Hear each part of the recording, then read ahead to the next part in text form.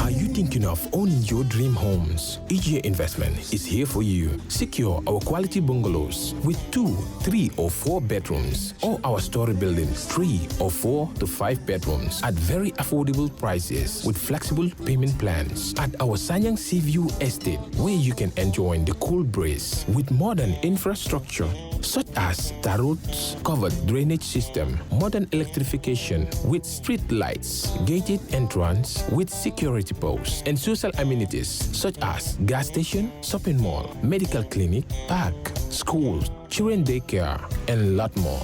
Our dedicated team of professionals will keep the estate clean at all times, provide security and patrol team within the estate premises, install latest technologies such as CCTV, Wi-Fi, home network installation, solar panel, and power backup system. Also, check out for our additional home facilities and interior design service such as premium tiling, wall plaster, home landscape, fingerprint home lock, and a lot more. Visit our office at Senegambia Kololi Highway and get a free site visit tour, or contact us on 4464838. WhatsApp us on 3259220. Or you can visit our Facebook page or Instagram on EJ Investments. EJ Investments, we are first in properties.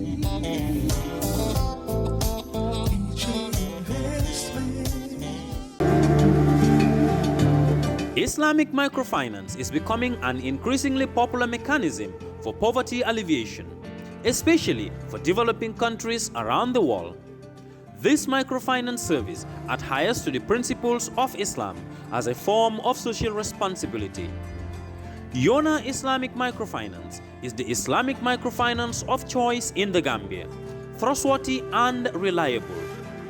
At Yona Islamic Microfinance, we provide savings products, current accounts, financing products in conformity with Islam. In addition, Yona Islamic Microfinance also offers local and international remittances, takaful fund, management of zakat, management of awqaf, trading and investment, and building of strategic partnerships to bring financial services to the doorstep of the poor with donor projects, madrasas, youth organizations, women groups, and farmer organizations. Make a choice with Yona Islamic Microfinance today. For more information on Yona Islamic Microfinance, call 377-2151 or 9832-151, or visit Yona head office at Tipa Garage, Bakote, or visit any Yona branch located countrywide near you.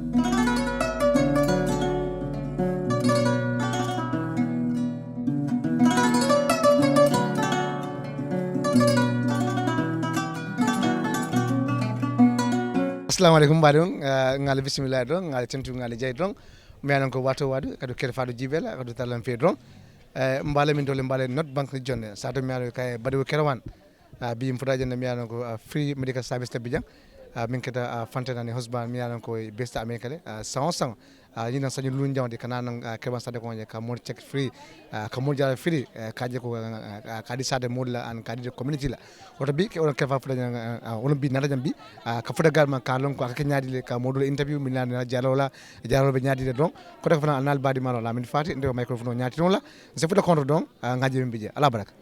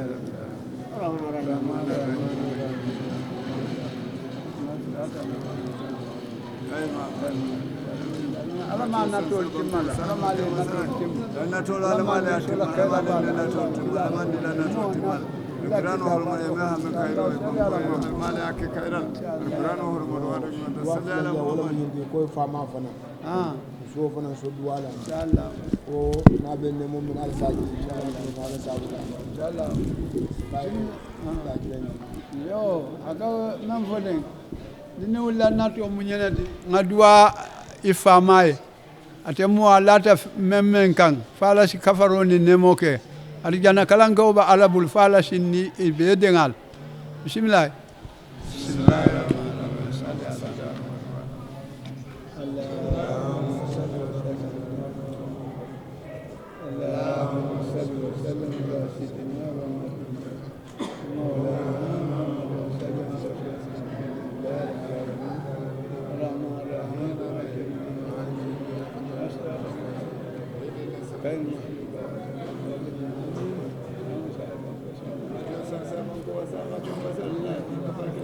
kitabu mo dolati woto ay place fula maraje romfon saba bawo abe executive kono abe committee of elders kono yo biring yalon ko nyin lopitano kitabu ya lo jang ay le wato Kerewan one family ma be ta jele mennu be nyim bankun kanjang bile mu lopitano la sanji luluti ngamira ni ngata manyina mbe wala duwala nam so ya mol kumandi wolela ka kafu ka duwa ke baake kitabu ye anin tamala to malu be anin ka kafu ka duwa ke fama ya la Dembo Fula sise ya lopitano nyin to la menna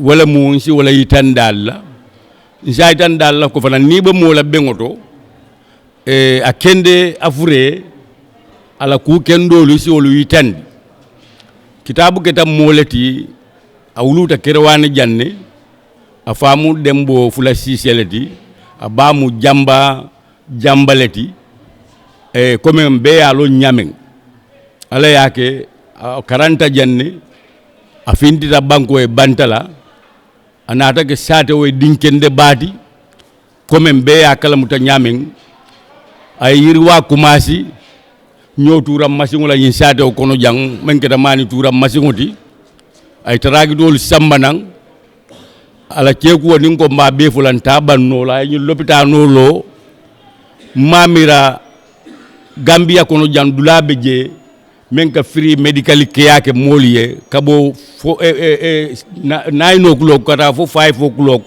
momo nata je asi jara lo soto asi visiter ro soto mamoy Gambia dulato kitabu la baro le woti Kerewan kono jang ay jessa solo jang ning atra komantonu aka kole a pour président lu kela nyi sate o kono jang kitabu ye fero ke ka bungolu lo nimmolu nata lu ndawlu silano jang pour président sila e fe jang ala baro le o fanandi woto sa tentu nga jayi ala o barakendo kan nsi duwa fanam bage fo ala sa sima ya sa jato kende ya hameta faye nyamen ala sa ke o nyama ala si akatu nyimu ko molati Kerewan one family la kuma kangole mu yemen dunda ko nsi o itandi sate o mol la nim banko mol sefo be jang al mamulu be jang al kalolu be jang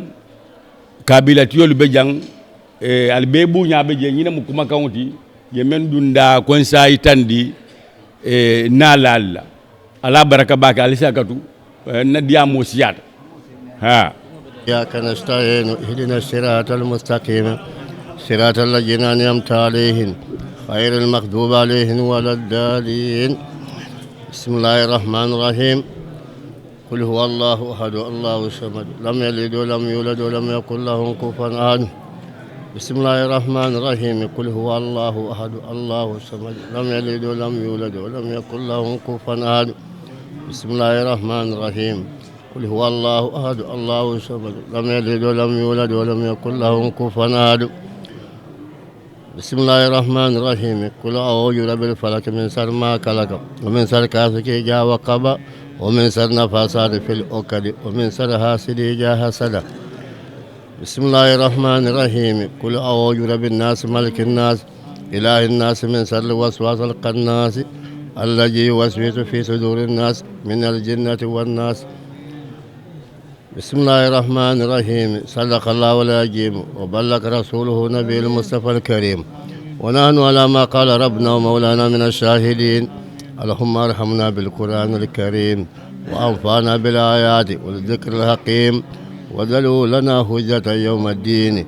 اللهم انفعنا بما سررت فيه من الآيات وذكرنا بما ضربت فيه من المصلات وكفر بتلاوته الناسيات إنك مجيب الدعوات.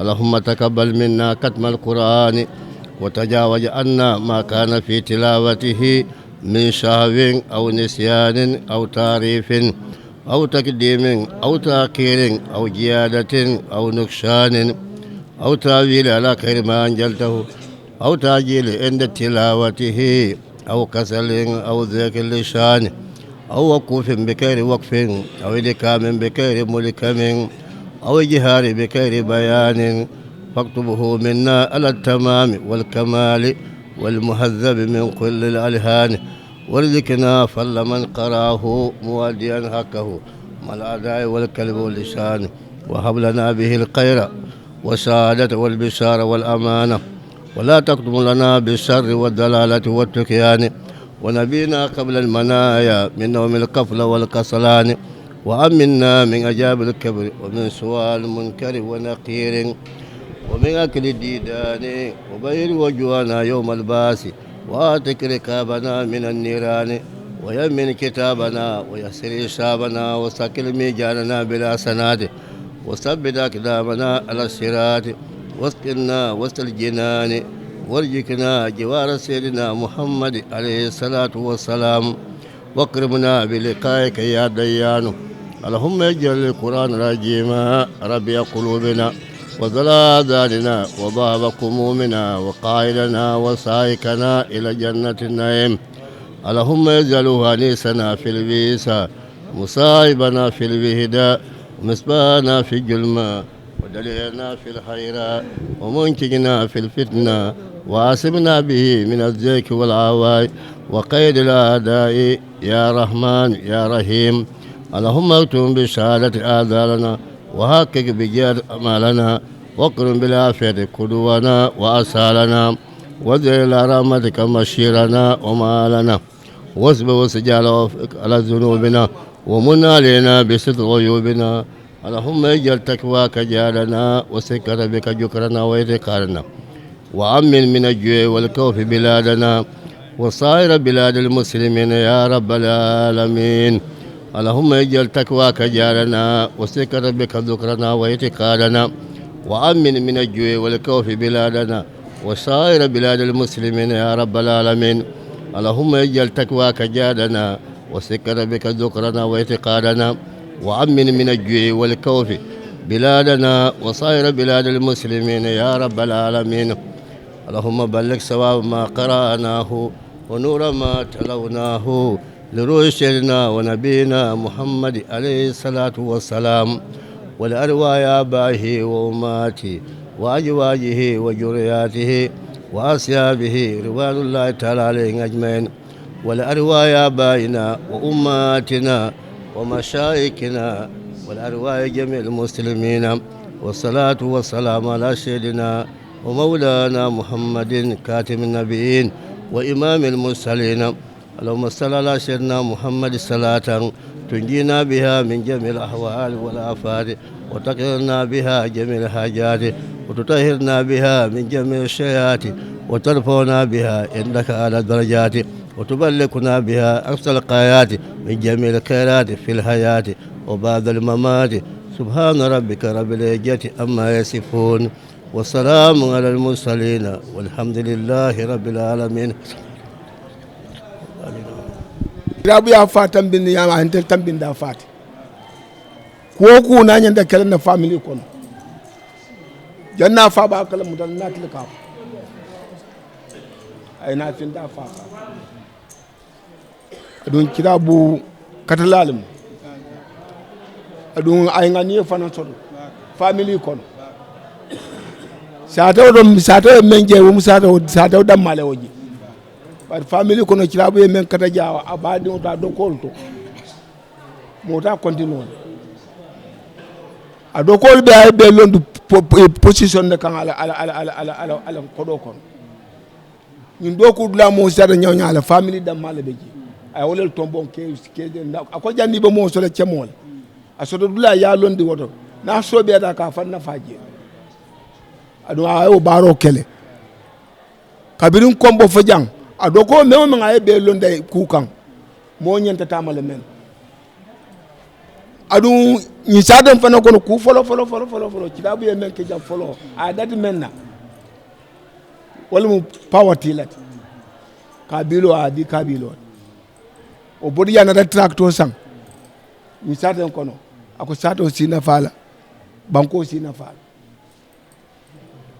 mbewo ko na da essentiel kata o fana kono ko janni fara fañe tema essentiel teje a kada fa essentiel o fanan dayele ja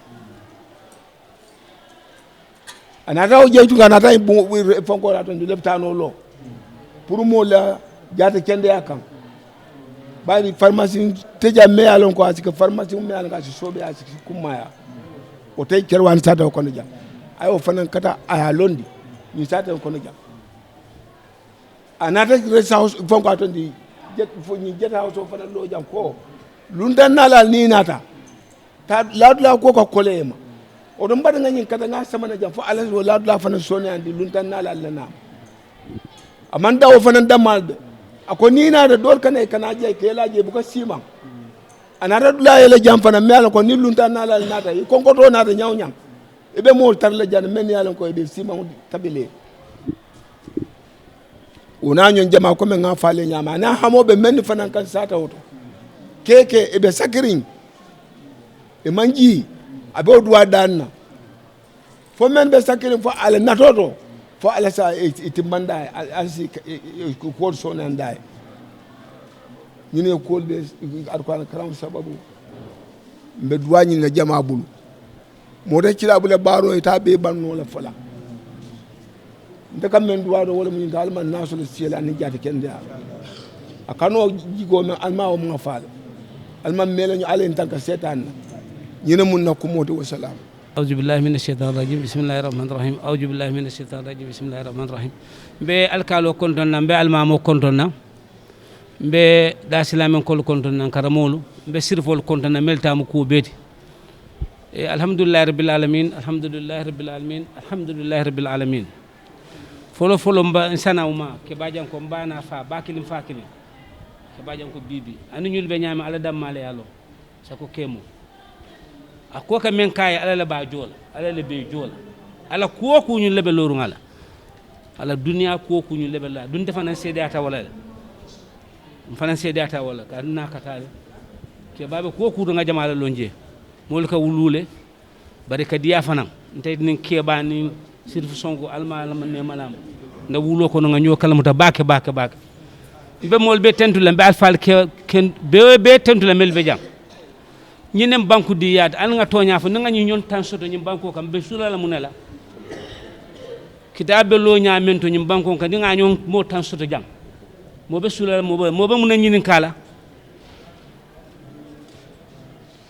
oto nga kata nga duwe bar ko diamu laali ya fo ñamen mo yakata doron ye kendeya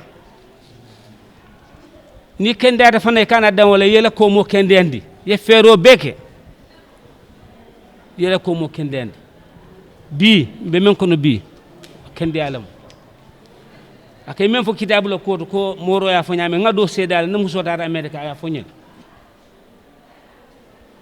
so ni momoɓe looru o ñaama alhamdulillahi rabbil alamin na lankinde banta jam mo doodi amata je mbo lafta wala bammandira jang wala ko dindin waɗolu be je mel buka taray la kuwol mol la kuwol kono teng ni momo la dindin wala ngoti ye na kuma ay tara kuwol kono e ko dolu katara je e buka tara mol la kuwol kono ko nyi kitabu nyol len kafol be lori one africa one family Gambia teng ibuka tara je momo ni din wala ngoti siya sobita kata kafo ko na fay kafoma ka kafu kamoma wala be kala kayroti wala nyiñata fanan mbe alfal tentula mbe sirfol tentula baake mbe kerwana sirfol tentula be ngoben e ka kado men ke jembe kajela kilimbo ga fo koma o mo ala tentu balati kitabu mbe duwale ina banku diyati fulanko wala fo mo wole kata tubabu du fulalem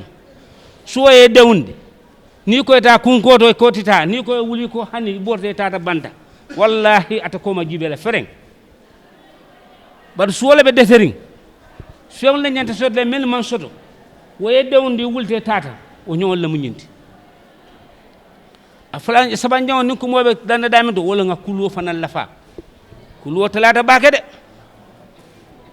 fo kase wala mbubang nte malo dantan beje ngamel koros wala sina yelo dinu kunto tek abe sina damido hanata jijala fang hanna falam wodum man koy ni atara kase wala mo alga fere ke wona ngok fere nyini nga ko doli ke nga ko dol blande na kol kono oto ngawol doli ke mol manku dinnol inaay be bunda da to fama dingo inaaka be bunda da to fal ka tigi nyola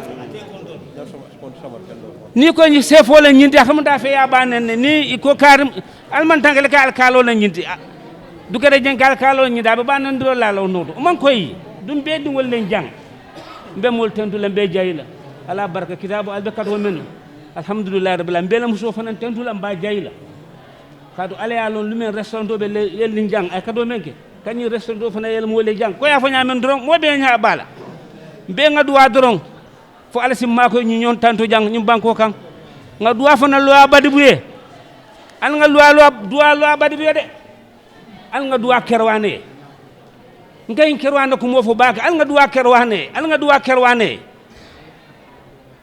lo abadi mu man sate sodo si me fo a waratale fenglu bebe a teje al nga kada nga jaw warandi ma fo kinde kunda because ale ake janne kuma nan kunda be jang nga kafu nga nyin tato wulinde ay santo fengo be nani sado kan sodo be warla wala nyama ibrahima jamme ni nabi taw mo farafeñ nimbita kanillay ibakilla ibrahima kay fi kay jël essence kay jël li ni jam fana fandu dam bonan tabe kala wala nyama barin te dam manta be tula wala nyama fana fo faw ngam mem fo mbuka fon takku ngoy pour ay sabati jang kerwane wuli man saw man sa sida jang ko ku kere jay wara ngo duwa al nga duwa kerwane wara al nga duwa lo bad bi wara al nga lo bad bi yirwa fo nga fente ja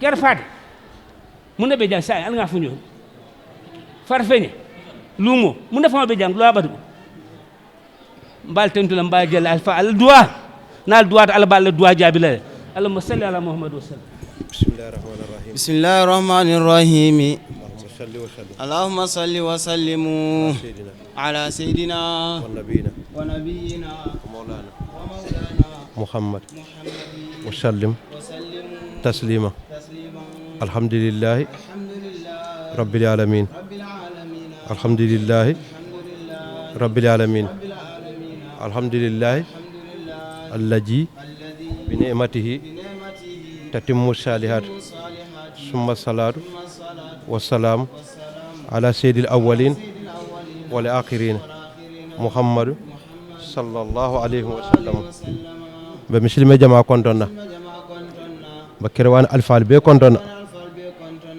بساري المان با كنتنا مباركالو كنتنا بساري قبيلة الفال بي كنتنا مبلونتاول كنتنا مبانكو شيفو كنتنا Kerewan dala satelu da silamiñolu soara kunda femferending na mobi jang mba be kontona muslimi a kontondirola walma assalamu aleykum wa rahmatullahi taala wa barakatuhu mfana sewata bake ñinan mfana mabeta jang alal fanni shiraka ba kitabu ale na kanundi tama wulola kono america alhamdulillah afandimma aba min sey kan kanja kitabu la kuwoto itele jannalon bar tubabu duban jambang alhajo mumebe aba mol la kula kunna aba mol de mala kunna ale ata da wala nyama anala muso ale da wala nyama banina ta bo fanando kitabu na dokolu alhamdulillah rabbil alamin jonsa altalla tentu bela ibe kere kankilindi ibe kere ngani yakilindi moya dadato misilme ya makoyodo kabirin jang fowlo kono ibe bo wala nyama ye femfel lon kitabu do awlo do dokol bedo anda ni bebe dendi wala ala kan kila kan ani bebe dendi wala ñing ñi mu do mandi nati jang kitabu ko mominna kayto dadeye amerique banko ko anala muso yek sasa amerique ni insurance o tebulo pour ka boro sotno ibita sanna pour ka min foy kayto la safeye ni mo safeye ita sotno la ale kitabu dema kabrate o lansino sodo ato ka firilati muslim woliye mo moranding ni sasata ni tara amerique ni ko kitabu ni ko malla man kendia e ka fa ta kitabu ya ay ma koy kaytoto o mala barolade ani muslimi ya de marolo ani muslimi ya kulu wol be mala de marolade ñin mu do dinnati jang ani momo wuluta ishi altalla tentu a wulu ñoyala kara na fa warta bage a fen sifa ala baka di mo bela bana di mo kilina wala di shatela ali bela ka duwaye shima yala anin jata kendiya bar kerwanin ko lebetiyata ni man betiya ala fen kendo bon le kono ala baka la fen kendo abu ko bonde dula kurodo al qurado ko al baladu tayyibu yakhruju nabatuhu bi idni rabbih allazi kabsha la yakhruju illa nakhida ako banku kendo ibele firifon kala jedo aba betiyala wora nin kitabu bodo kerewan wora kerewan bele betiyata kerewan bele nganyara wala kerewan bele tamu ako banku kurun ni la firifon kije abuka fem falendiye fosun tuku nyobanaw nda akum folo nyinya nin te wato shida yebulo le kunde kumbo alam ya ikewo nyama ame kewo nyama alhamdulillah mba alfal tentula mbe jeyila mfana inshar alfal len somanda kunga nanan ngana mabe duwato ngana mabe loptano do ko nyinto akamata ni enje shay wala mun je kungote shiyo meta alfal bashiri andu somanda juno lamu ila hajol tuje ibar kono karankanja dawo kundan ko bija wol mammono min nin ko beddiya mo jamfandira insina wol tora o dinkiralamu o ma jalika alallahi bi ajiji inna jalika alallahi yasir subhana rabbika rabbi ijadi amma yasifuna wassalam alal mursalin alhamdulillah rabbil alamin allahumma salli ala muhammad ayo alhamdulillah rabbil alamin nka enyo vote of thanks leti mbesato mo be tentula mbal jayla alla kata kola na alla na jang tentro folo mbesato alkalo tentula kadu ko nyum programme la darro ni santema anna manam fo alkalo ko ma jang mbese fo fanan konton ma ala mabe o jang ben kanun te on kaf nyoma alay karamba jabi mba konton mbesato alpha be konton na mbem fama konton bi atele mun tol nyaata atele mun na fen be mum mawt e alay mamadou ko mem fo abarinta ko fen abarinta wala alaji dembo ning adokota mba konton na bake bar mbesato be konton na mbal tendulo ko alla duwa jabital sanji lulu mbe wala kon janga dadi clinique o damande walla alhamdulillah clinique no nada holo band e jesi house o nyeng e ko mol kam miti wonke jang laadu laabu ka soto jang alende ma nga kada fonga laadu la mu an soto jang e ndenen president o lahi do ta nyoy ako na murna nan Kerewan ko taka be la Kerewan jam bar me ya don wala laadu la nka be ala bulu ni altalla man so kiti ala lundawol be la jan e nim president on nata momen ke la jang alhamdulillah wanda kono faal e ko domoro bugaje aja fanta ko nyaadi len lundawol ene buga domoro soto ay restaurant nota a ke jang so nin lundawol nata e si laadu la soto e si domoro la soto baro be sato la duwa kabra data lumen sato be duwa la men na pour janna yirwa ndum clinique o nyen alhamdulillah Dembo Fula clinique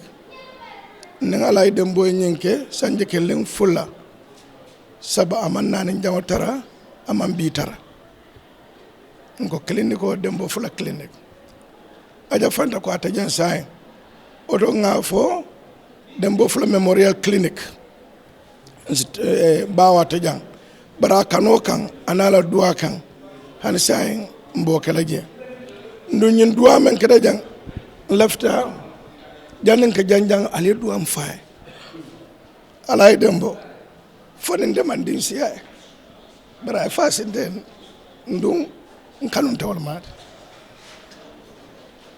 ay jan duwa baake aduwa tan yen nin dokol be ye moy nga fon wala keke kunun do ko men kada jang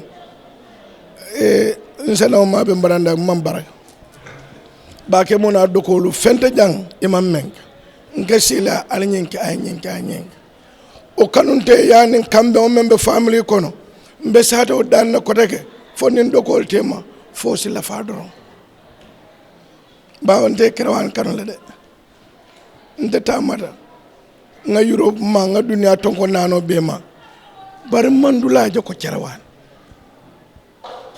Kerewan nyin sato wala na nga jankano numbuka na wala na mbuka bo jang namana lokum fuloke kombo man na nga na lajang fente fo wuludula kano Kerewan rek jartante and then abe sunda badi yala kono ntamata nyaaw nyantata pitikol beto kabrin Dubai Turkey dunia dawda nga fon dokole badi ya san la majid la don bawo ala tallante wulundi jang ala tallante nden do mal wulundi oton si nyokano en banko kanjam bawo Kerewan na kuonyen alhamdulillah alkalo ya fo nyame ala en harje ayenso mbe Kerewan one family yenyum ko ya mutan fe mbe Kerewan US association ibe ye jang ko kadante ye sato ke ko se fo ya fo nyame men be band alisi wululalo ngamo be encourage sato la kafonyen e kana tuje men be band bawo nin ku kadan to lele beje ni nga nyokala mutan to lele beje oto alkalo ya fo nyamnyen momo e dingo be band isa fa ko ay tara Kerewan one family ay tara Kerewan US association bawo kafula nyende me alonko sa to wala development o e be wala to ani UK chapter e bebe je momo be kafumento yamute bultan nan fulo and then sabanjam be do amen dan bi Kerewan jang kontanta Kerewan bi wala ko Kerewan funding tol men be sirin jang kabra business la lembang fa sama do la len uludula sio mandia ndara ba to maria na kajada ndara ba dembala kambana ba ya na kajada nim fawdi wa kajada lamin sise kole ya kobe nyin Kerewan silal bulu men ya lon ka be warare bare nga adua di sato molla nga di alkali bala fo Kerewan farmers association fon sa lo nyin sato mbe sama do mba jidinde nyaadi mba barakande la nyame nyin sato Kerewan man tebu sara masin soto bi ni tamade tata fo jana han tebu sara masin soto fandin kol be batare al sudu wanye ngandi wallahi di lamen sise ke mola lamene nka nim manfa nin ala kididal te busaram maso Kerewan ba sotola alkal ba yamo ele ko mo jam fata sila keda ala baraka bak assalamu alaikum da to ma lang jamme lamin jamme ibada binto bariyande binto bariyande lamin ngata be na Kerewan jang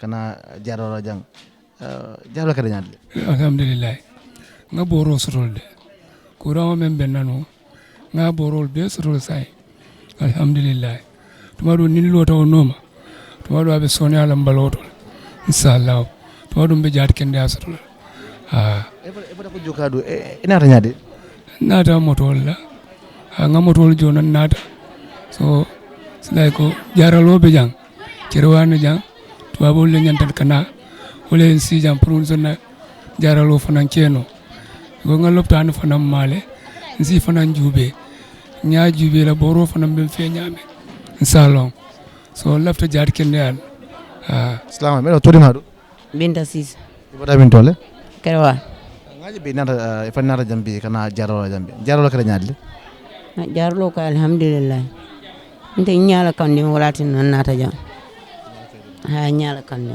sabe sobe gal doko be nyaade ka binata jam ay la doko ngaje nyamende natara boro e wota nyamade la doko be teata ha kadu ko dada dawda e lafta la nyamen e kasoto wala nyam ha ndita jam folota bor nyine dulal mu kole kandi ma anin ku nga boro soto je yo sa intara nyadim dula lasta wolto inata boro dinaji bari ngalon ko tumandu ni nga ka nyama skeno nadiyata ale asi soneyano jaralo bete ata baka kumata mbe duala alama nyin kala nyato ta ko kila hormot me o min fana ha mo bala alama mo be kila ado kulati kila hormot assalamu alaikum itodo Binta ibada binto Darussalam binta ngaji be nata jang ngabol je bulo kono ji afu mo le bi mune franci Kerewan ja nara boro nyino le Kerewan ja boro nyino lan sija kende mfo man kende ana dino man kende ya binta kabinna da yeshi ngolo jang nila jaralo be nyaade sabe so be nyaade alhamdulillah ala tentuba ngaje ko jaralo ni bita kan kuce kayro ran non jaralo ni abita kan sembola ani tanko bundala jaralo ni bete yara bakel ka jaralo ni bete an kan don sayem boro da be da men tabo kole yaran ni arna boro sto moye boro di la firi ala tentuba ala modi say mol be min mol bala jador man kenne ya sasa mol bala ko yekata tama kan sasa be bala ko yekata la firim prieta loptano te man ko do so te be ta loptano to nyam kan mun kam ni dare borolo sanna say ni natna boro so ta so alhamdulillah ala tentuba mba fula mari boro bota fanko min to alama ala ala fay alama loptano nyal ma kala nyaado tat ala kana nasi dunje alama kala irwa tat kila hormoto ket mol misil mol yemin kamba alama ala ya be fala ngaya jannatul firdaus kila hormot okay thank you assalamu alaikum itodo Aissatou Jawara ibada binto badu bu Kerewan melo ngaje boro be bulo kono nata jaralo jang jaralo kada nyaade alhamdulillah kato seru ngakura do dante jam ni nammo dante jam oto munyala tanto bate o munye se ko bade ni lebita no nyin be duwa lebita antiyo faltalla ma so ala sa so si mala ni jar kende ya ani kadi je firimba Allah taala ma so ala se wodiale kado seru ngakura men bentela ni nan nata mo dante jam mundo sabu boro lebete ha ani docteur kendolo wala liya sabu oto be duwala to le fone fala sin nal so si jambala ani jaati kende ha kuro me be banko ka fala sa wala misiri moluka kilani sai bol hormo do be bo nya hormo ala masalo hormo sari ala muhammad ala kataba kal fana ka katal ala baraka yamma baraka assalamu alaikum da itodo da fan karamo jamme ibada binto Darussalam badu yo yinong ko yine da signa flodi kanajang ñu siken na signa sabagnyote kabina ina signa sabagnyote nyilla ay mun nafa kule imun nafa kule sodoje ado nyilla jarro bnya anu musa sibale na imun sa sibana rja alhamdulillah janko ni nata jang dimo dimi ni ata nata wala samana jang mo do nin ala ka nimbor janni o katalal ko dimo lon ko lo balanta no ko dimo wala samana jang bara adu komando dum fala nani na janna pour nya dimo la ko bare ni nga dimo dimi samana jang nimbor jang ko ni alhamdulillah nka kayra je pakare jela illa boro ke kamu nefa boro ka betar boro betar ba ka betar ba sabi so benyadi al sabi so alhamdulillah kata kul boro so ha salam ko na boro so sa ko alhamdulillah ba duala don fo ni al sala pharmacie wal sa sama nyat al sa sima sa nema ko si mo be lore misil mo ni façon la mo ala be kayakele inshallah assalamu alaikum na itodu Roki Haidar ibadamento mbata Kerewan ni fele dembo kenik la mol fe mianen ko sang e kana jang e kan jaloldi sate mol la jang ko yene de signa fo de kana jang nta ba mal man ken dem bolo kunna jang say mbalu be kan de nata bore ni kabin nata jang e jaloldi nyaadle adu jebam bor sifara so jang fa ngala men tentu jang kontan ta jam ba kan ngala tentu fana men ni kata nyin sabo to fanyin ko na ta ja ngala tentu nyetentu ko en kontan ba kel nta wonta fama fam fo nga duwa almala en ni jo sembo mi atna nyen nota alma tenten na Allah ke la horomoto e kana mol ma ko men to fana menu fana kan kana jiko men kama jamal almala wo jiko ma fan almala ni be so haju jarol ndol kontan dal ndo ko lam kitabuti ndo ko lam la ko en kontan ay nya bal ma ñu ñaw ci yalla dulal beto ma ñu ñaw ci yalla kontan warta nya bo warta fana nyeten tu nyejay almala en ni jo sambo me na sotoda alama ko fula alma ñong ci yalla dulal beto mol yalla tan mol kontan ñi mu demar balti ñi mu ngani akende balti alme ñong ci yalla ja ndem kontan dal ndem man tara ja nata jangina nem benta fe bari nyeten tu nyejay ak way biata nyaay kontan ko mo fon kedi ko mo fon kedi ndey hol sala ben ma jey hol saboro din bari mbalo fanam be kan dimi wato ko no baaji parce que mbama man ken dam bolo kunna ja yalo hada madu kaska kala nda kuliyata ay mbalo batande bay nya fane problème o soto e man nyaaji fay son sonode nya fa promotion e nya fa check le ko de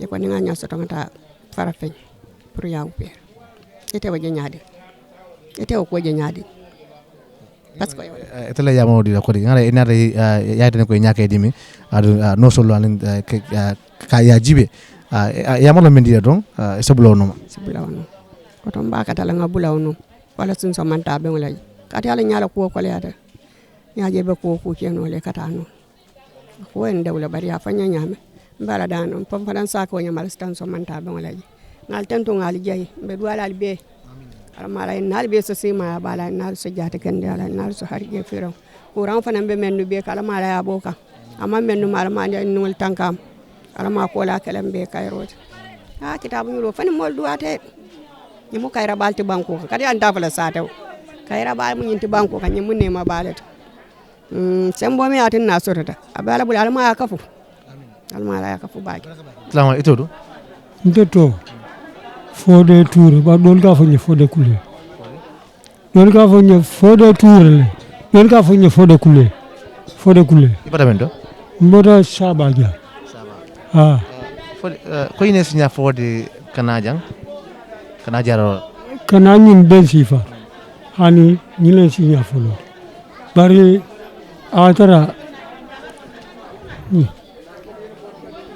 atara komando nanaja nga borol taja ni sayta kunna nga boro taja ni lobitano kabi borota ay nafa skudo sore e balo jarodo o ba ay so fongola ay fisiandi dal ay fisiandi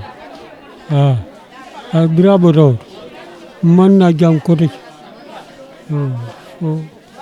ndara lobitano to wala ka dan Allah si ye boro safenye ko ngana ja nata ja to nga boro do ta ja barade do dina lopitan ko ni boro do be je sita sal lopitan nata wala ja to nata way fi sandile assalamu alaikum afra ngeta formation to jang afonye this is ko ine first time di kado ke jang folo mbal tendula mbal jayla pour que len interview men ñin kanye ina mona sani sama jawte kana jan du kola fayda kabin 2018 kabin ñu programme ñu commencé ta nga bonam fara feñe len ka timo fo molton kana pour que support nimina nga different ke da sol le sodo pharmacie lo katran kono laboratory technicien lo katran kono no solo katran kono ani ay ke docteur lo katran kono ya famal so kabin 2018 sa wosan kana jang na jang nga ka gawol support voluntarily pour askano ñi meano ko ke info because ka ni tundo be mo le kawla ñi ka wol bele kana jang so ni na jang kana ka le la formation tiol kan nke ma ko pour ni boro safa me yana formation borol soto anyama basically kabe ndo ko star jang baye ni chekle kana jande ka boro safa basically jang kabe asta yemne jang ngame jang ay nyafa bakele kadu ni bilini commencer da sa wosa mol kala fala drong anu docteur o ñi meano ko wolta place o ñinti docteur Cissé boro ñi meano ko mol ka suele la akawol be provale ka tara jang so akamda mo na ra jang yef boro safe ka soto la nyama ya famal so wala na sango san ni programme o ñi ya annonce molé mol ka ñoko so sona tundul kan jam fo central jamu central jamu lo badi bulade bar central badi joka du bele kana ha ka bo safe ko ne boro safe alaka mum mereka sifa di galla aka mum bor sifa di da aka mum like mum cross sifa e cross do aka mum bor sifa di da fana yalon sansa na jang sa sal me ko wala gana ko mo da ka fo le ko non communicable disease me yalon ko yele sonolu sugurolu yawna sal ani infection lolu ani frescololu ni wada ko wolbe siar mbakele sako sansa be tago me do scientific so ani me ko dinol fe me ko fanan frescolo ke badandi ani ñu nuto sa salu yawna sal dol ka jamu da problème wol soto dol ka sugur problème wol soto dol fana bi je ka bala dimol fana soto so dina ra ko sala sifan ko wala je jama ha staff mo le suwa konto ani ina la man angale konto kabelo do ko commencer jang ale mun jang alka mo bor sifa di mol alka mo yamana munira na la bolol dira ya ok ma ngi na gërem di la sant since 2018 len commencé di ñew fini di jappalé gaay ci free treatment bu ndé offer ci askan bi fini ba gaay commencé li ak légui ni moy ñett at yaaw na sal at bu nekk ñu dañ dé ñew jappalé gaay wa lu ñu fi dé gis dal fess nañu so su mbot bi trop man parce que askan bi ñoo do joggé bor bu nekk ñu ñew fini pour di sakku seen wër gu yaram ñun la farfay l'hôpital lañ nekk su ñoo dañ dé form suñu nit ñew fi ñu dem ci juroom nit wala juroom ben nit wala ba ci fukki nit sax ñu ñew ñu jappalé gaay façon feebar yi gën a gis na fii nag mooy comme ça feebar yoo xam ne ñoo gën a bari si dëkk bi léegi nii mooy deret bu éeg ak feebaru sukur ak yaram mu métti ak feebaru seqataay yooyu noonu saka surtout fu mu nekk ne ñu si taay bi Covid bi nii ñu bari ñu ngi am féroscole so façon condition yooyu lañ dee gis waaye nag nekku ne dañ dee def texte ko waaye ñu bari ñu ngi am ay féroscole yi ak yooyu noonu.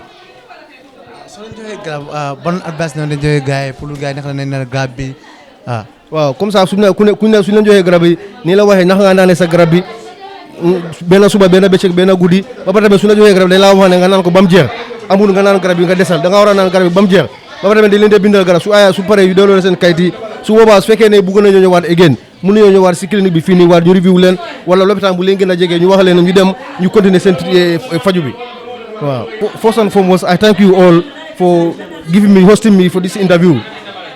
Since we start this program, this is a voluntary program. We travel all the way from Farafenni General Hospital to come and give support, helping hand to Dembo Fula Clinic.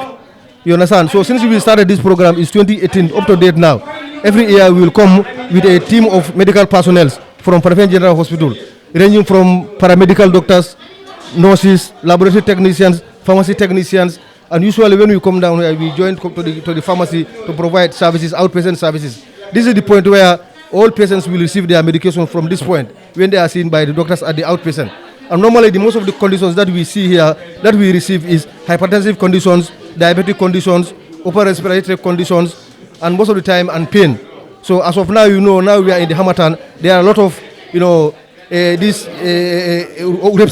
respiratory diseases and the like. But thank God, all patients, when they come, we give them their medication that are prescribed. And we advise them to complete their course and to ensure that they take their medications until the course is finished. Yeah. Once again, Malung, ala baraka bake, comme somanda nga farit nan, benum Kerewan, musona kema bijami alan ko ni manka sinya forode, kana moljang ka moljara firi eta fenjola. Odo kulo mi alan ko kada ku balong ado banko dun kendo le ko enke. wato sate mol bijande mi anan ko kabin sonda bijan sabe so bidaka nyama de bon lokata mol be kono fata pesen nata kono ko faare ne wala ni moflo bijam mi anan ko kadi akuto fondala kono en se nyinin ka munaka na sawon sang e kana Kerewande ka jan choose balen sa folo num mbulba karora mo bijam mi anan ko atla fom akuto fonti naka assalamu alaikum uncle to dimadu kitabu sise boda bendo boda janne badi bu Kerewan kala muta ko ñinon 5 years ti albe ndima sifanat la jang kana abdo sade kono kita why always ika badu sade choose ika ndima na jang janne wuludu lati nde wuluda janne ntarra janne fondara karam mono makari fondara America so wuludu ladu mo manyon soto so ngaji ko na wuludu lade maro nidle so nena musuma aja fanta atala munyum ko kunti aya ke ko même misalo fi baw dula ñen to la ram famala Dembo Fula clinique ngaje ko nanda ñen demaro ka samana wulud la sa demaro fla la wulud la zang alkam mo le jara free banko do ni mom fe aji bake kita kabi commencer jang yemuna je njema ni jala to jang alhamdulillah nga ala tendu bake akata yurwa bate nemira 5 years ago nga start nyama anin ka momenge anin bi membe keka bi boro men ka di jang alhamdulillah siar nga lab fanan so jang ol be keta kulet me alo nga kata na hame ko de scanning nun kunyar ngol fanan be plan bar bi lab yirwa kan dulanyum fanan be yirwa kan bar na ngani o manke pour ka dan Kerewan janda mante de lafta nyi sambala banko kara dolel nga dula soto membe sukuda nema ning altalla mo so kiti dala ninga je londi wato wate nka men kende jang mba nyola kala sukuda nem do ning ala kiti dala tanan lungo mbita fa jara sudu ko ke de maro men di banko di wala ka continue ko ka nyaji be mo jama kana min kana jaro jang dula fo ni boro mi dong e ka atuntu bak nyaji be gamelo jang courant sia batte bankon kan courant si babi jang kada lo tanto e baka bolo fon sodo e baka jaar la fon sodo be jaar la ko ne ko do fo ko da bolo sa nyade bulo me ko be ka nyaadi wolon bidio wasi lawo amon koy mo jama be jam ko nata jang yalla kada ko bake boro ni amin dong alhamdulillah mo jama min kana jang akamin aten jang son kono ya mo courant si bala ko batandi jang jang comme chronic disease yalla solo warta bake it becoming endemic sukur selo a warta baka ñunu mudu sasa lelde men yalon ko samba warta baka ndung nim mol ya boro so da nyama alala de marodo anin chronic pain medications men yalon ko arthritis nen ko nyal e ko molu batande baka ala de maro kan ko boro jama bondi nang America nke samana ndung aka molu wati baka ni aje molu be murna nan jan sanse kana ngamira na boro ke wati nyamen nka menu samana anen ka boro do sanjang ka demaro men di molla butude buganye keje fi sabilillah ika boro nati nang ane ka banku kana jang ne kana jang kuli ka kolya ko so sulo kan mbata ko ni nata jang alhamdulillah namana o kolya ko so ba on ka tandi la ko nyemu kule gift lem mbuka wafi mbuka ke nyawnya nyama pour ka banku dingol ma ko yala so wayati nala ko mboka kole akusoro ka banko boro ngin ke samana kana ke di mboka wafi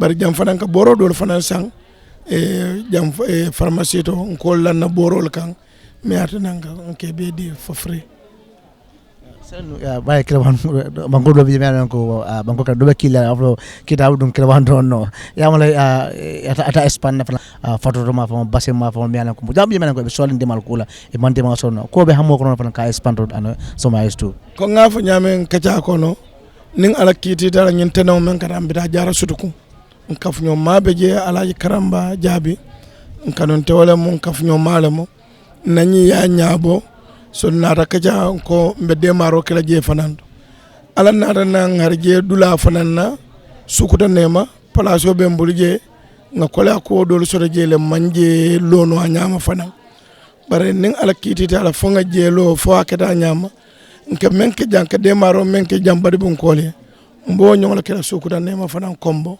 katande banko di wala komen ntol mo molle men yalon ko parata de maro la banko kan lafta do ko kala ngulu banko kan yo bawo sangi tan saba america kono o manke tel tan saba de bare ni la ngani yo be la banko e lafta kamuru la banko kan kana do kun oto wajib le mo ka kataw ke ka nyen de maro kana ke wulud la dam maro bawo gambia di wala munti ndol mu gambia ko le de musu bota bansanne bar budu ngaje ko lafta nyen ma ko ro ka expand banko be kan ade islam bu bekele banko bu bekele ya moti mi anan ko fi banko dimule ade mobil nata jang kana jaror jang be kontane ya tande duate kidaw kada ko min kewan banko kan jang mo jama bi jam mi anan ko bibe sewa den e ko borlo bedata service so bedata isa mo nafono banko mole mi anan ko be outside mi anan ko de so wonda do this e be mo jamal dire kaje ko kamul bato community akuma bata e ko manen ko ko yirkundo me ba ko nyawanya abuka ke bambode sangi tan sabani feng america kono fo america kayto baro manke america dingoti ndebe nyum banko dingolde mo gambia dingolade ngawuludu la kanule o dalilo kan nin si demar no ngani yele lefta ka kata kana ka banko nyen doko ndon no monyo aja fanda akada molete me ya lonko e nsafo atala monyo ko be kunton kore ba atala be controlling ko be la ka be organize e ko kekende ne musique no ba ko ma wala non de ko ne aje bi ba fa Kerewan kitabu ja alata ko la aje fantala mo abe lora ko la nyamen anin nadim malo e na sunkuru ba binda sise nin akko wulide ka lo men kala anin do mal be mumo ye ke mo sise ya mutala ko misalo fe nyi mukulet me alon kana daka success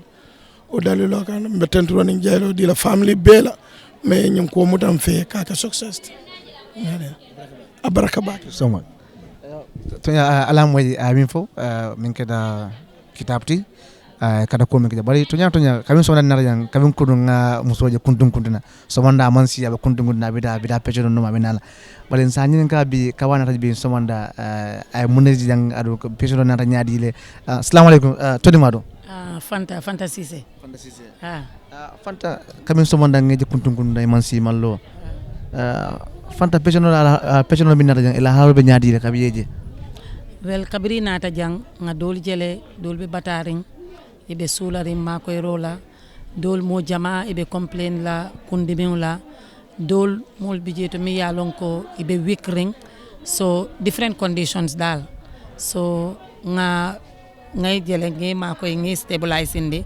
alhamdulillah you know in condition nata jam we were able to address it yeah nyaaji be do kana be serious condition nyaaji be ko e kana na lo tan fonde be ka proper take care sort of e ka je kana do tan do mi ana ko mo be ke take ano ko ni tron charajan baage ale ko ni nyimale attend jam most of the we attend like a lot of conditions but in a serious condition we have somebody mi yalonko ala blood sugar was very high so it was kind of like emergency we were able to hydrate her and then stabilize her. That was a serious condition, but because she's 18 years old, her blood sugar was really extremely high. So we do have all the IVs here. We were able to take care of her, and she's stable. We didn't need to refer her to the clinic, to the main hospital. And then we do have people here who are really hypertensive. The blood pressure was extremely high, and that's why they were having the symptoms.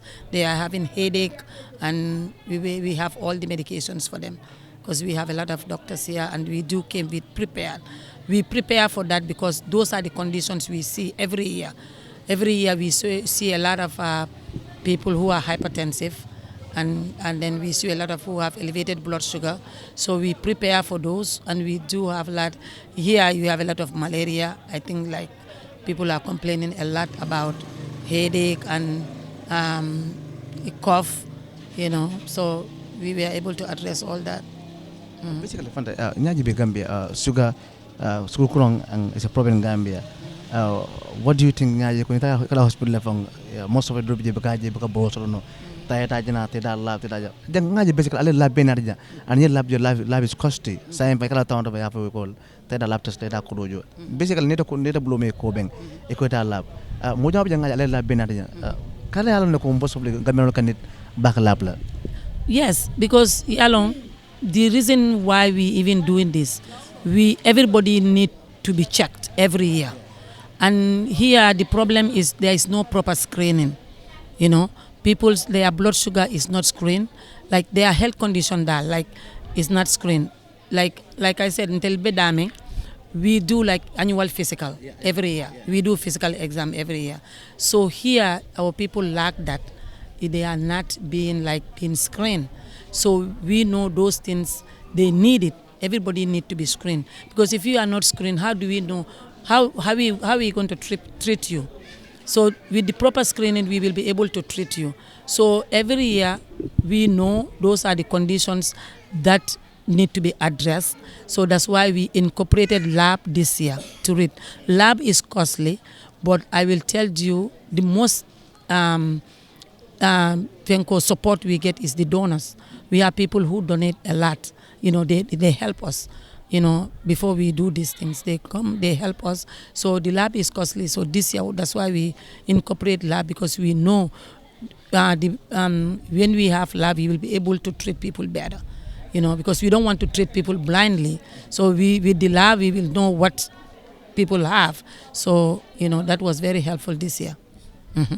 Basically, every year, Arkam model attend jam. Last year, we attend 1,000+ people because we did keep a record for it. And this year also, you could see it was a lot of people. So I believe this year we will have that number too, if not more. Yeah. Ebe condition was very bad. Nga pawi ndo jemi ananko padal bake.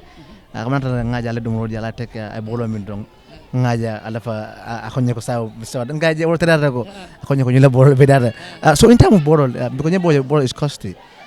Bolo mi ana alkenat, and how do you manage that? Akamanage that le kadi molla. Like I said, borol milinkenat is not easy, but with the support of my co-workers, friends, and family, we were able to do it. We bought a lot of medication to bring it with us from home, from America, and we believe it helped a lot. That's why they always come back. It helps a lot. So we know the condition that we need to address. So every year when I come, if I always see something that when I go, I'll be like, okay, I'm going to focus on that this year. Because this is the 5th year, like you know.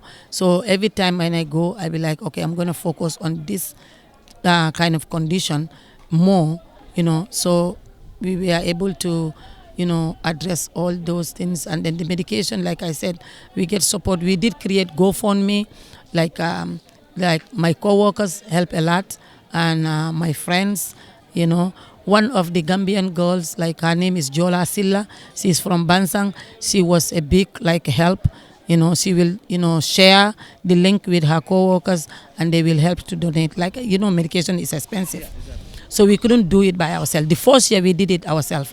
I did it with only me and my family. We didn't ask anybody for help. So the second year we did create GoFundMe. So every year it gets bigger and bigger and bigger, and it became more expensive. So that's why we say that, if we ask for help, it makes it easier, and then we'll be able to do more.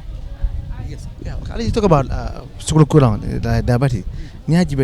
Basically, a shepherd in Bangkok kajane. Ikata to some of the hospital bikalong. Basically, ito ko jani kana ikalong ko gamero mune promote. Yaman in school kurang mune kakeno adu se fan tangkan no anyadi. Aku mabata promote alo. Follow. I think is screening.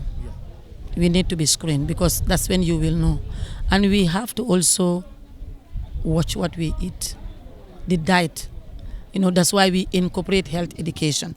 When we give them their prescription, I talk to them and tell them. If I know what condition, if somebody is hypertensive, I'll tell them to cut down their salt, and then to cut down here we'd use jumbo a lot. I will tell them that. I'll give them health education before they walk out. If I, not all of them, but most of them, the ones that I attend, that's what I see. I'll try to give some little bit health education. And the sugar, the same thing. I'll try to talk to them. And the whole thing is screening. Because once you are hypertensive, if you follow you know, you will be able to manage it. But most people, when they come here, you tell them, you know, that your blood sugar is elevated. Some people, they don't follow up, and then that leads into more problems. So, but like we give them health education to make sure that they continue with their medical doctor, or they continue with the clinic, the ones that are affiliated with, so they can be able to manage their condition. Ngaji fana ale ay ka nyaaji be nya fana problem gambe ja sia barajande kam moje nyaaka dimi abagada tawdo ngaji o bebe janne bi mi ana ko mojo wana de mi ana ka ne nya screen do ko nya ka operle so yamal what do you think, because mojo am ko nya ka operle yamal nya think ko mela ko no mi ana ko wara bata pour nesia na mi na fana ala ko fana mi ana bu do be ka fa opero wala ngalo jero na do man na folo are you guys thinking mi ana ko to expand ko nesta na ta nya fana mi ana ko so do opero la ke dema opero la? Well, hopefully that we will be able to do that when we open our hospital. Like Sukuta Nema, my husband was talking about it. That's one of the things, it's going to be a hospital. So hopefully when we have that, we'll be able to do that there. But this health fair, we have the eye unit every year. And they always identify a lot of cataracts, matured cataracts that need immediate attention. So we talk to them, because if they don't follow up, they will easily go blind. So we emphasize it to them. You need to go as soon as possible to be attended, so you can schedule operation. And some of them, they do, because we make it clear to them, if you don't follow it up, you can easily go blind. You know, last year we saw 21 matured cataract that need immediate attention. Last year. This year, I don't know how much, but already we saw 57 patients. That was like an hour ago. We saw already 57 patients with different conditions, including trauma. Somebody had something like a stick went in their eye, and we were able to address the condition. Yeah. Basically, you from jam from fungo chara yelo solo chara jam bagen e kam moje asma patient no yelo silo be kada skenina besare bankon kanyan be ka jam moya fa boda yelo solo la bondi yamano obbe yelo solo nin ani asmal min kam mo moten total yamana mo sa min kenon ka avoid ka je ko ay se mo ifan tak no nyaadi adu be mo yamal le patient no fa mi ko abela e be shiri bakala tawto. Again, I will say screening. That's it.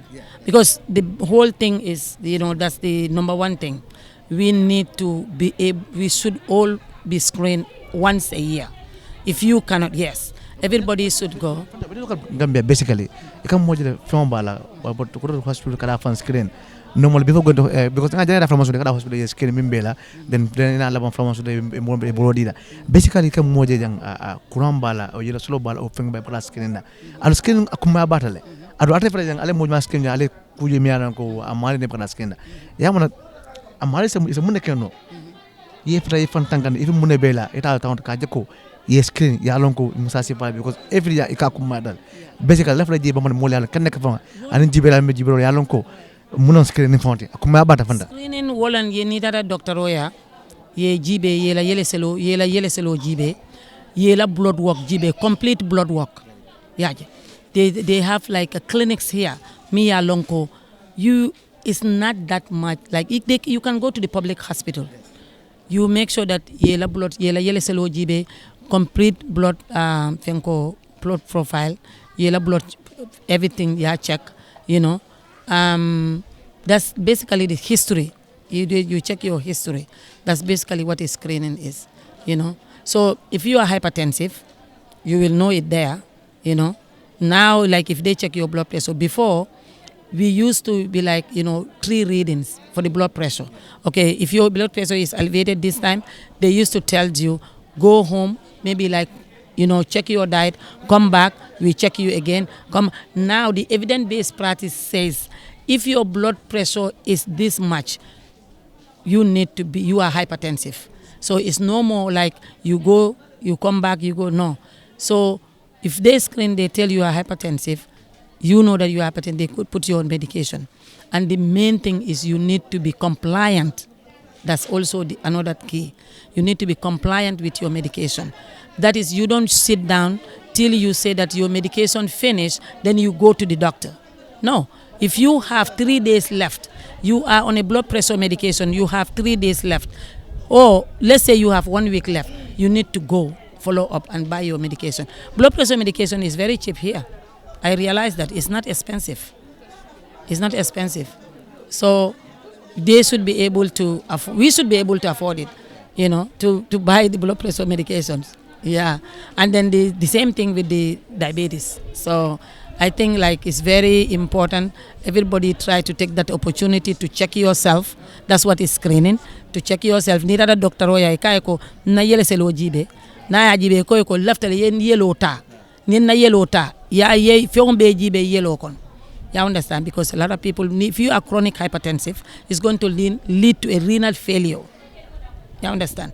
And people who have renal failure here, we don't have the facilities to accommodate those kind of patients. We don't have that much. So if they are renal failure, they lead to dialysis, and the dialysis here is not much. So to prevent that, we need to make sure that we control our blood pressure, because chronic blood pressure will lead to renal failure. Yeah.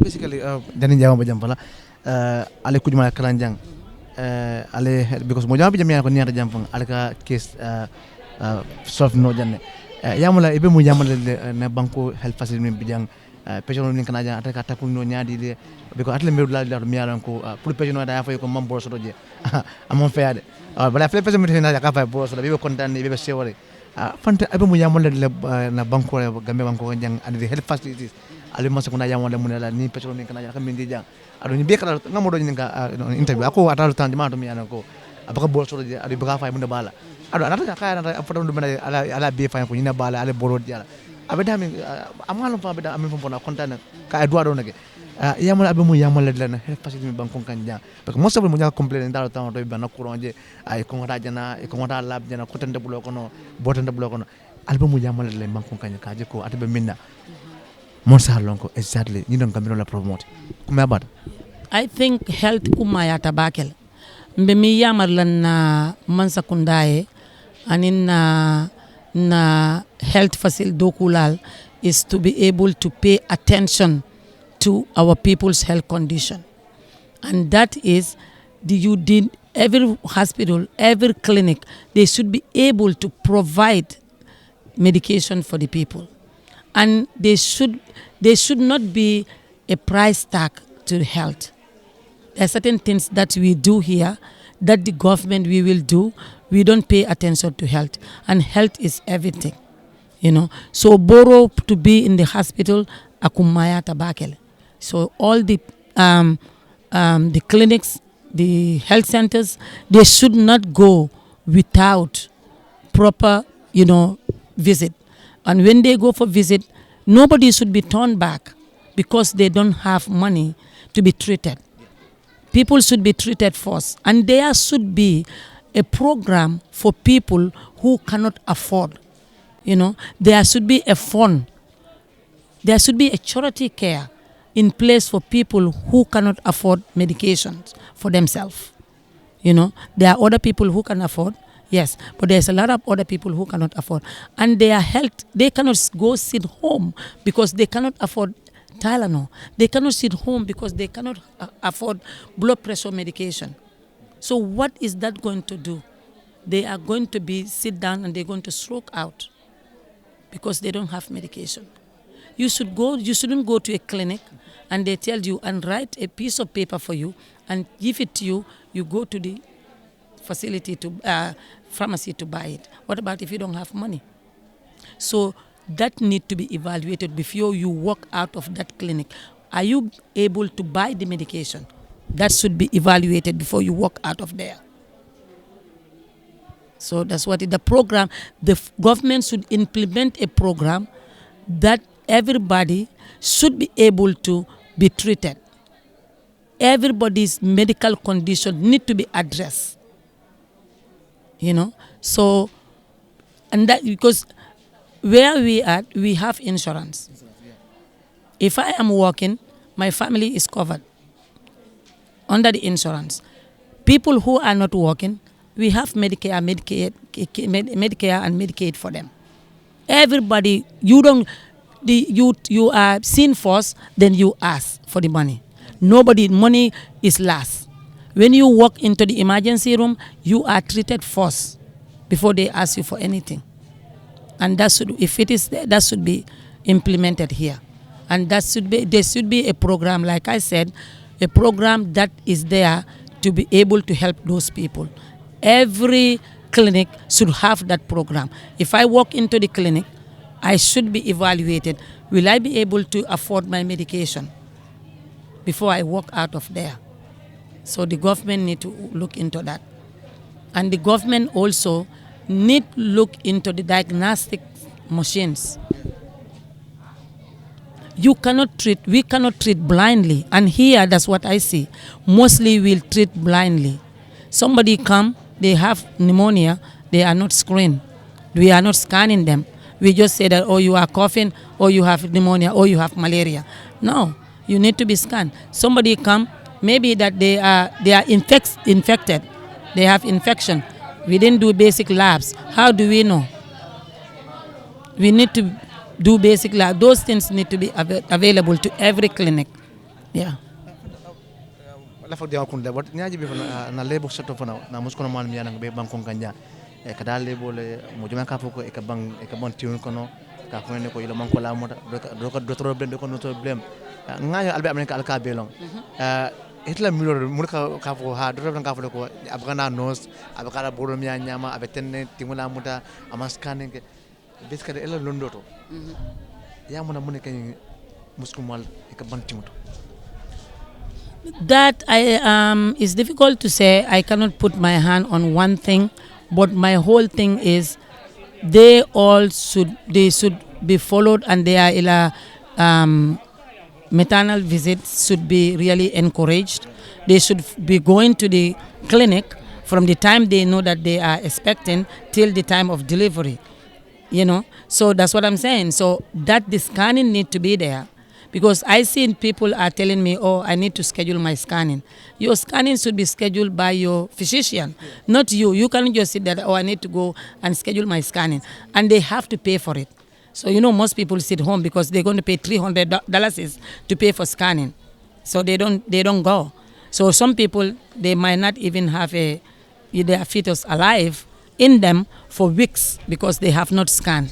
So that they need to, make the whole thing is they need to really be going to the hospital to be evaluated since the time they know they are in the conceiving till they delivered.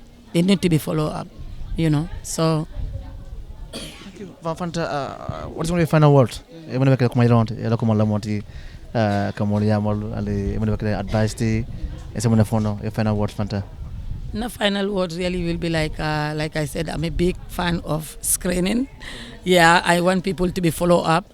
You need to follow up with your physician. You don't wait till you say that things like this, a free health fair, you come to that. No. If you know that you are sick, you need to go to the hospital and you need to be compliant. Whatever the doctor tells you, you need to make sure you follow that. If they say you are hypertensive, you make sure that you take your medication, and you make sure that if your medication, before it finish, you go and refill. If you need help, just reach out. Ask for people. Ask for people for help. Personally, if I can help anybody with medication, I'll do anything to provide the medication for them. But you cannot provide it for the whole country. But the whole thing is people need to be followed up with their health care. And my final thing, I will really give big thanks to the people that help out to make this event successful. And that is the people that donate, people who help us to program this, friends, family, co-workers. I want to give big thanks to all of them. They are always supportive. We cannot do this by ourselves. We cannot do this. But we appreciate everybody, whether financially, or anything, we appreciate it. And we want to continue to do this, because we want to help. We want to continue to do this every year. We want to do it, inshallah. Thank you for the interview. Thank you so much. Allah barakah.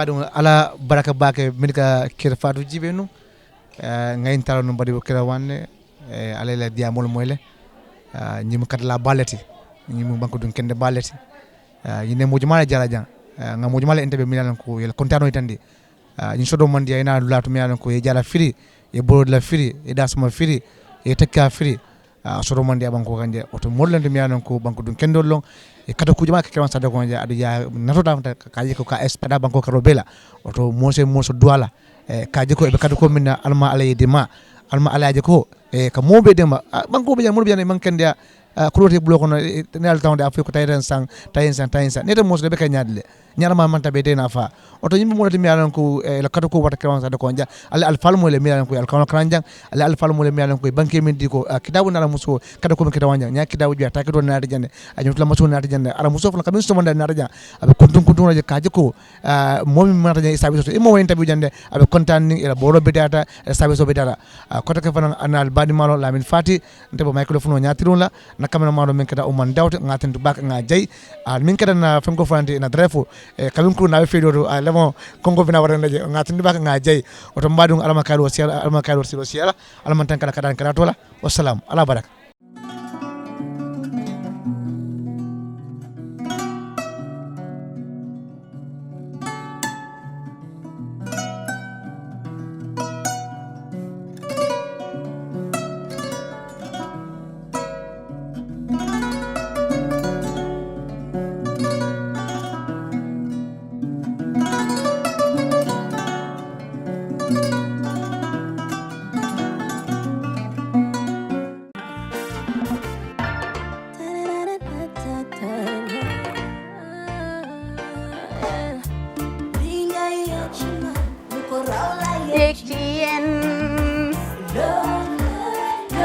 Love like fire.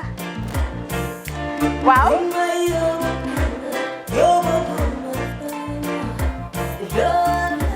Love like fire. Xam ngeen rek affaire bi xam ngeen fan la skincare la 2020 lañ wax de waaw fii nag mooy Kerr fan Kerr zero tache perfect skincare saa su ne rek niñ ko dee defee rek loo lañ soxlaati rek maanaam bu ngeen am problème ci seen skin yéen xam ngeen fan la fii ngeen di ñëw suma xarit yeeg am di jàmm yi nga xam ne taas daf lañ sonaloon xam nga doon xeesal ba la ka xum éneew ma lañ ko nag waaye just in case comme ni ko gars yi defee rek en cas just in case loolu xew xam ngeen fi ngeen di ñëw skincare plus si yu baax rek la ñoo dox nag ay baax rek fu ne la ñoo dem ci réew mi di lañ indi rek nag products yu baax du Paris du Italie du USA du fi mu nekk nii sax boole nañ ci nag Sweden fu nekk lañ leen a indilee products bu dee tamit nag da nga ñuul rek ñu lay jamaa natural beauty that melanin dripping we do have stuff for you as well emuñ si skincare products rek ñu ngi ci cuub yi tamit fu ne la ñoo jaar in fact sax last commercial bi ñu defoon waxuñ leen woon ne dañoo dox ci ay kawar 9A grade rek nag waaw we do have bundles as well hair si lu ne la ñoo dox ñun ñu ngi ci rafetal jigéen rek luy taaral jigéen rek waaw boo leen di tukki tamit bëggoon rek classic suitcase dañoo dox ci ay Samsonite duñ dee indi any brand of suitcases though other than Samsonite comme li ma dee wax rek boo eggee airport dëri Samsonite dafa am nuñ laa xoolee waaw ngeen ne lan nag waaw skin ci moom la ñu gën a xamee nag skincare products ci moom la ñu gën a xamee ñu ngi dox tamit bentee tamit si ay dàlla man nag skincare mooy suma specialty xam nga rek jigéen bu sa xar kanam réglé loo def mu jag am nañ Patricia Reiner Kiwi Eye the whole range Lighten Up Gold Tomatine I mean the list can just go on and on and on and on lépp loo xam ne rek luy taaral jigéen la ci yooyu rek la ñoo dox skincare plus nag emuñ si Gambia rek ñu nga United States ñu ngi Gambia fii ba pare bu dee yaa ngi anywhere in Europe mun nañ la ko mail within 3 days rek ñetti fan rek nga jot say diw emuñ si loolu rek dañ laa consult tamit balaa ñu laa jaay diw dinañ def a free consultation pour wax la rek exactly li nga xam ne moo méngoo ak sa kanam dinañ leen wax tamit ne rek am nañ perfumes fragrances men's shirts accessories we do dresses as well we do blouses I mean we do shoes name it we do them Skincare Plus 2020 is our year of perfection. Zero task. Fi mu nekk nii réew mi fii kenn waratu fi task kenn waratu fi am problème kanam kenn waratu fi am problème yu picca boo ko amee dafa fekk ne rek ñëwuloo ci place bi fii. Love, love, love like fire. Bring my yobo gumba fire. Love, love, love, love like fire.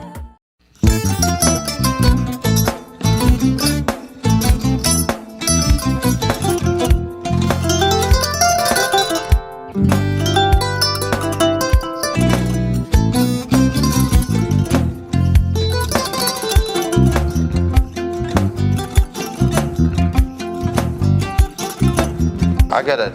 Mbijan aganyadi. Albaka. Mbaka important. Yo, nga transfer la sto. Ya transfer la sto. Ha, code nyingi. Okay. Korsa. Nsila ID soto. Ah, sa soto.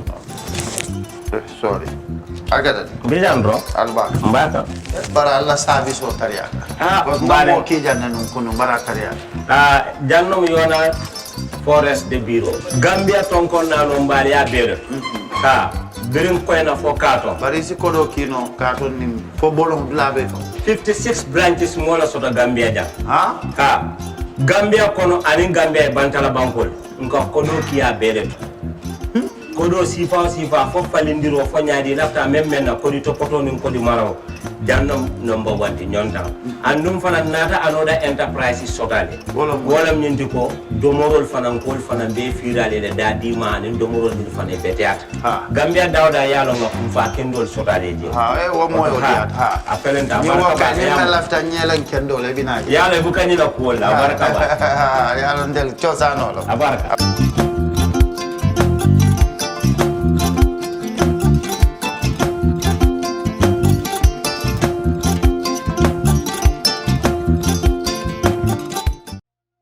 We live in a day and age where technology is creating a world without borders, filled with unlimited potential to improve the lives of the people around us. Innovarex Global Health ushers in a new way of leveling the playing field with increased access to quality healthcare services delivered at your doorstep.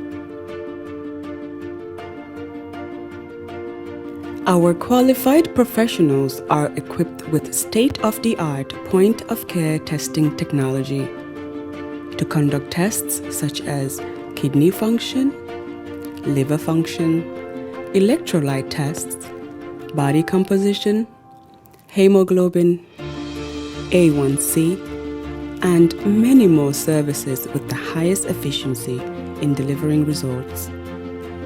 The addition to our flagship Wellness on Wheels, more fondly known as WOW Delivery Service, brings the entire clinical experience full circle. IGH has remained committed to creating the future of healthcare delivery. Gone are the days of sending loved ones outside the country for basic medical services. Innovarex Global Health offers a new peace of mind and takes pride in delivering the quality of care we all deserve.